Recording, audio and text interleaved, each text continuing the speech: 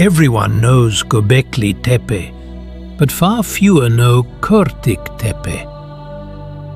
Near the meeting point of the Batman River and the Tigris in Diyarbakır, Turkey, a low mound holds one of the most important early chapters of human settlement.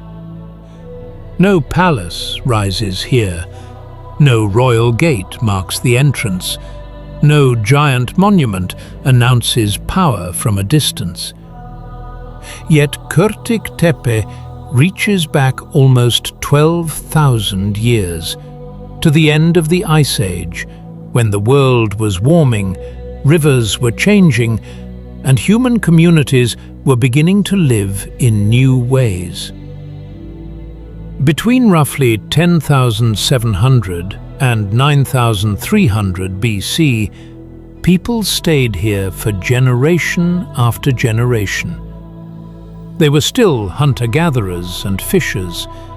Their lives depended on wild plants, animals, river resources, stone tools, and seasonal knowledge.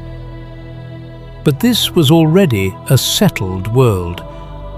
They built round, semi-sunken structures with stone foundations and earthen floors. They created storage spaces. They used hearths, pits, and working areas. They returned to the same place long enough for memory to become part of the settlement itself. And that is what makes Körtik Tepe so powerful. This place brings us close to people whose names were never written, but whose choices still survive in the ground. Archaeologists uncovered hundreds of architectural remains and around 2,000 burials. Many of the dead were placed beneath floors, close to the living spaces above them. Some bodies were covered with red ochre or plaster.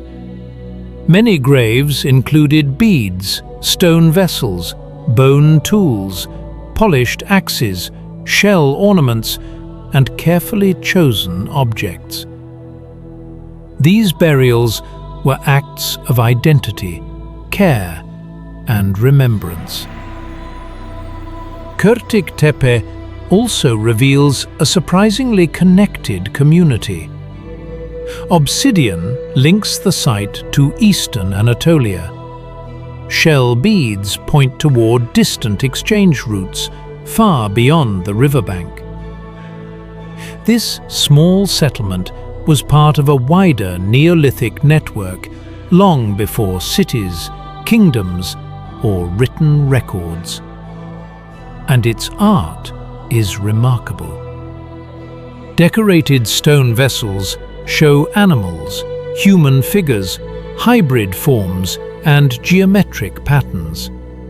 Snakes, birds, wild creatures, and symbolic signs appear again and again. This was a world before pottery became common, yet people were already shaping stone with skill, meaning, and imagination. Körtik Tepe matters because it shows that settled life began through ordinary human needs before it became monumental. Water, food, shelter, burial, craft, exchange, memory. Here, the story of civilization feels personal. People lived beside the river. They worked stone and bone. They buried their dead beneath the spaces of daily life. They carried symbols from one generation to the next. Göbekli Tepe became famous for its monumental stone pillars. Körtik Tepe speaks in a quieter language. It shows the intimate side of the same great transformation.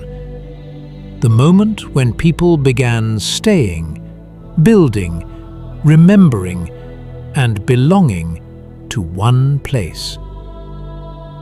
Before pottery, before metal, before writing, Körtik Tepe was already part of a new human world. And its deepest question still feels alive today. What changed first? The way people lived, or the way they remembered the dead?